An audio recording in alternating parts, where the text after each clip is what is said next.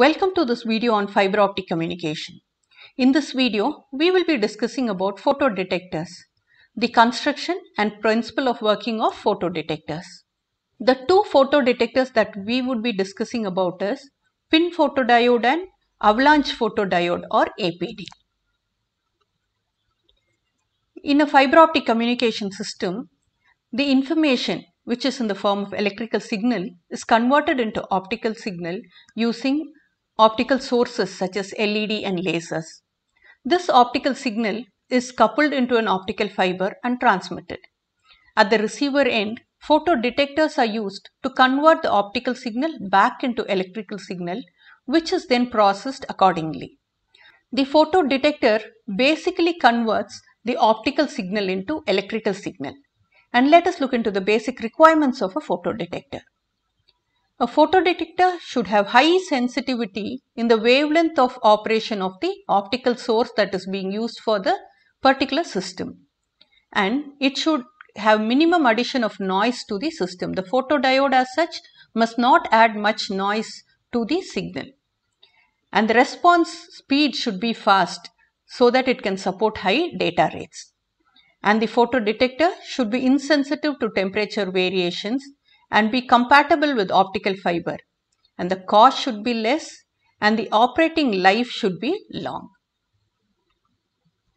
Let us compare two of the photodetectors that are widely used, the pin photodiode and the avalanche photodiode or APD.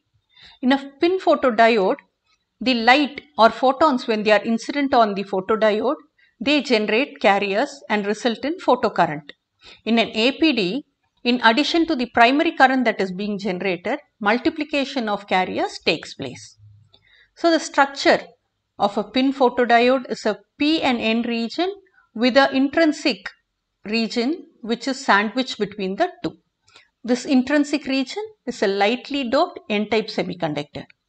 The APD has a highly doped P-type region followed by an intrinsic region which is a lightly doped P-type region, also called the pi region, and then a P region and highly doped N-type semiconductor.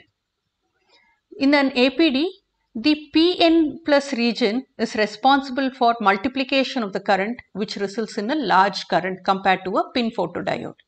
So, in a pin photodiode, there is no gain, whereas the gain is high in an APD, and the output current is less in a pin photodiode and it is high in an APD. And pin photodiode therefore requires external amplifier, whereas an APD does not require amplifiers. The sensitivity is less for a pin photodiode, whereas due to internal multiplication of the charge carriers, the sensitivity of an APD is high. Multiplication takes place before the noise in the receiver circuitry gets added. Therefore, the sensitivity is high for an APD. The response time is less for a pin photodiode and it is more for an APD. The reverse bias voltage that is applied for a pin photodiode is less, whereas it is high for an APD. It is in the range of 100 to 200 volts, and for some specially designed APDs, it is in the range of 1000 to 1500 volts. But with the higher reverse voltage, the gain is also higher. The noise is less for a pin photodiode, whereas the noise is high in APDs, and the temperature stability is good for a pin photodiode, whereas a APD has poor temperature stability. Now let us look into the construction and working of a pin photodiode. So pin photodiode has a P-type region and a N-type semiconductor with an I-type intrinsic semiconductor sandwiched between the two. The intrinsic semiconductor is a lightly doped N-type semiconductor material. And when the reverse bias is applied, a depletion region is formed, and as the voltage is increased, the depletion region extends into the entire intrinsic region. The purpose of having a large depletion region is to have a large area for collection and conversion of photons. So the photons are incident on the I-type region. So when the photon of energy equal to or greater than the band gap energy is incident on the material, then electrons are excited from the valence band into the conduction band. And these charge carriers that are generated are called the photocarriers. And these flow of electrons in the external circuitry causes flow of current, and this results in photocurrent. So all the charge carriers do not contribute to photocurrent. Some of the charge carriers might recombine and disappear. So this picture shows the band gap energy of the material and the electrons and holes that are generated due to the photons. The average distance moved by charge carriers is called the diffusion length. The relationship between carrier lifetime and the diffusion length is given by the two expressions, where Ln represents the diffusion length of electrons and Lp the diffusion length of holes.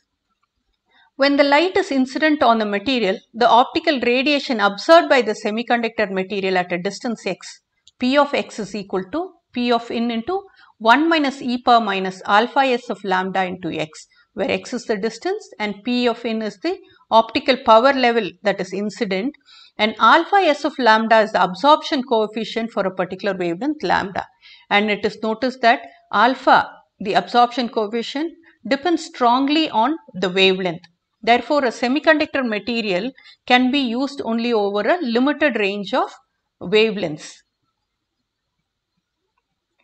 To determine the upper cutoff wavelength, we know the energy of a photon is given by E is equal to h nu, and only when this energy is equal to or greater than the band gap energy, the electrons get excited into the conduction band and contribute to photocurrent. So this upper cutoff wavelength is determined by the band gap energy of the material, and from the relationship that E is equal to h nu, rewriting it and substituting in terms of lambda, we get lambda c is equal to hc by Eg, that is 1.24 by Eg. So for longer wavelengths, the energy of the photon is less and it is not sufficient to excite electrons from the valence band to the conduction band. So that determines the upper wavelength cutoff, and it is equal to 1.06 micrometer for silicon and 1.6 for germanium. And the lower cutoff wavelength, it is determined by the absorption coefficient alpha s. So alpha s has large values at short wavelengths. Therefore, the photons are observed at the surface of the photodetector itself. And here recombination time is short, and therefore these carriers that are generated do not contribute to the photocurrent. So if the depletion width is W, the power that is observed, P of W, is given by this expression, and the photocurrent due to the power that is absorbed is given by this relationship. So to a photodiode, the input is optical power and the output is photocurrent. So the quantum efficiency eta is number of electron hole pairs that are generated to the incident photon of energy h nu. So efficiency is the number of charge carriers that are generated, given by Ip by Q, where Q is the charge of an electron, and P input by h nu, which gives the number of photons that are incident. And the responsivity, which is a very important parameter of a photodiode, gives a photocurrent generated per unit optical power, which is given by the expression R is equal to Ip by P input. So for most of the photodiodes, photocurrent that is generated is directly proportional to the input power, and therefore R is a constant for a particular wavelength, and R is a function of wavelength and photodiode material. This graph gives the value of responsivity for different wavelengths and the different photodiode materials that are being used. As we can see, the different semiconductor materials can be used for specific wavelength ranges. Next, moving on to APD or avalanche photodiodes. In an APD, due to internal multiplication of the primary photocurrent, the sensitivity of the avalanche photodiode increases. In an avalanche photodiode, when the photon is incident on a material, charge carriers are generated and they contribute to primary photocurrent. These carriers that are generated, they are accelerated by the high reverse voltage that is applied to the photodiode, and they collide with the covalent bonds that are present and release more electrons. And this is called impact ionization, and carrier multiplication occurs because of impact ionization. And these newly generated carriers are further accelerated by the high electric field, and they result in more charge carriers being released due to further impact ionization, resulting in an avalanche effect. And this results in multiplication of the current. The basic structure of a avalanche photodiode is given. So a highly doped p-type region and an n-type region exists. A heavily doped p-type material exists over which there is an intrinsic lightly doped p-type material, and over that there is a p-type semiconductor material followed by a highly doped n-type material.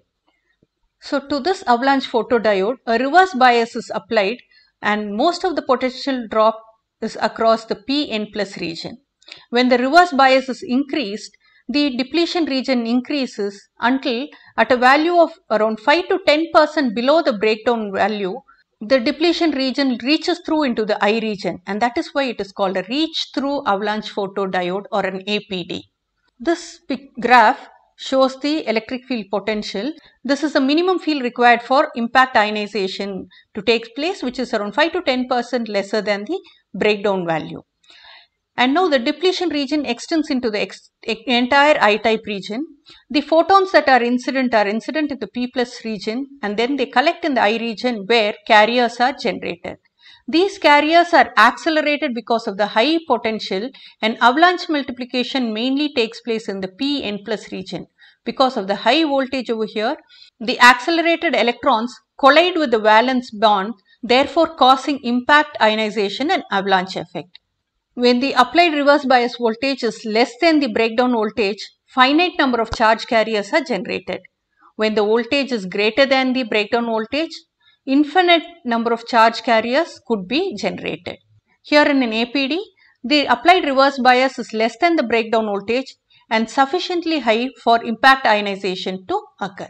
As we have seen, when the reverse bias is applied, most of the potential drop is in the P plus N region, and because this depletion region widens and reaches through into the I region, it is called the reach through avalanche photodiode. And the electrons that are generated in the pi region, they are accelerated towards the p-n plus junction region where carrier multiplication occurs. And the average number of electron hole pairs created by the carrier per unit distance travelled is called the ionization rate, and the ionization rates are different for electrons and holes. It is higher for electrons compared to that of the holes, and K, which is the ratio of the ionization rates of holes to that of the electrons, gives the measure of the photodetector performance. The multiplication factor is given by the ratio of average total multiplied output current to the primary current, and the responsivity of an APD, it is m times that of the unity gain responsivity. In this video, we have seen the construction and principle of working of two types of photodiodes, the pin photodiode and the avalanche photodiode. We have also seen the comparison between the two photodiodes. These are the references. Thank you.